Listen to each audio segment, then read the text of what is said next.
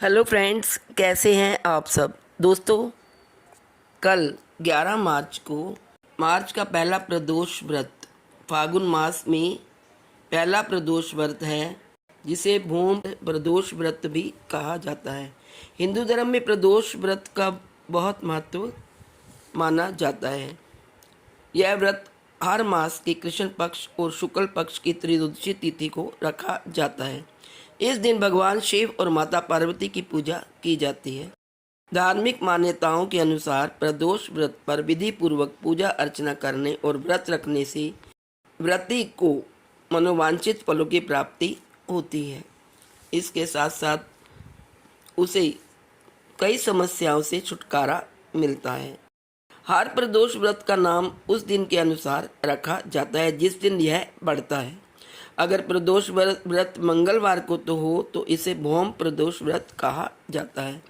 यह व्रत मंगल ग्रह से जुड़े दोषों को कम करने के लिए बेहद प्रभावी माना जाता है और इस दिन भगवान शिव के साथ साथ हनुमान जी की पूजा भी की जाती है।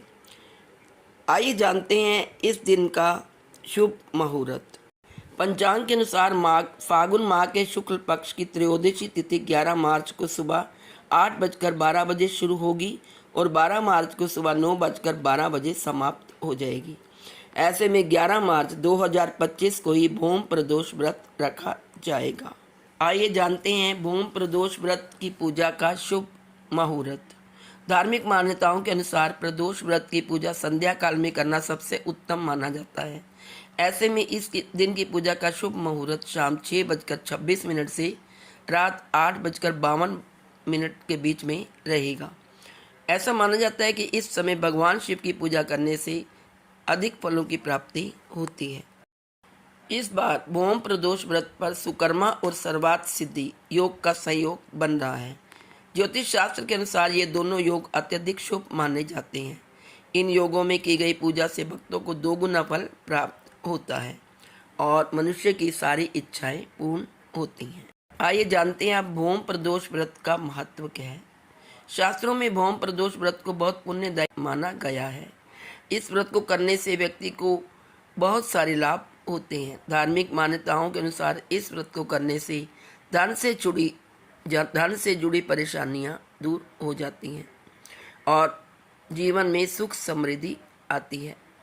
जो लोग मंगल दोष से पीड़ित हैं, आर्थिक तंगी से जूझ रहे हैं या कर्ज से परेशान हैं, उन्हें यह व्रत जरूर करना चाहिए। इस दिन भगवान शिव की पूजा संध्या काल में करने से सभी मनोकामनाएं पूर्ण होती हैं और मंगल दोष से पीड़ित लोगों को शिव जी की पूजा के साथ साथ हनुमान जी की पूजा भी करनी चाहिए। हनुमान जी भी अपने भक्तों पर शुभ दृष्टि डालते हैं तथा उन पर कृपा प्रदान करते हैं। आइए अब जानते हैं प्रदोष व्रत की पूजन विधि। 11 मार्च को रखा जाएगा यह व्रत, तो इसमें आपको सुबह उठकर स्नान करना है। फिर शिवजी और देवी पार्वती की प्रतिमा विराजमान करें।